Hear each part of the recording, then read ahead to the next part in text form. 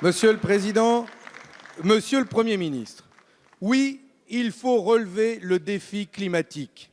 Mais ce sont toujours les mêmes qui payent et ce sont toujours les mêmes qui sont exonérés de participer à cette nécessaire révolution. Pas un mot ce matin du Président de la République sur la hausse des salaires et des pensions pour une meilleure répartition des richesses de notre pays ou pour faire rentrer l'argent de l'évasion fiscale.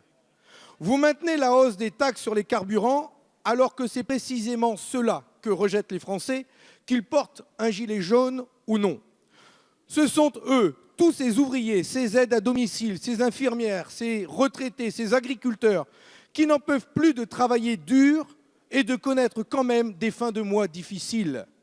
Nous vous demandons une hausse de 200 € net pour le SMIC dès le 1er janvier et une hausse générale des salaires et des pensions.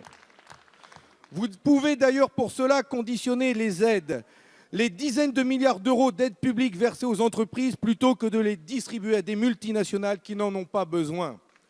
Enfin, parlons du consentement à l'impôt.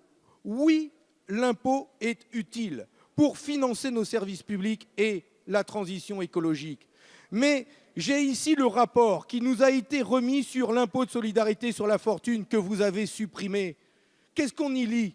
Qu'il y avait 358 198 redevables à l'ISF en 2017 qui possèdent un patrimoine total de 1028 milliards d'euros. 300 000 personnes qui détiennent 1000 milliards d'euros de patrimoine et vous leur faites un cadeau de 3,5 milliards. En le rétablissant, il leur restera quand même de quoi voir venir.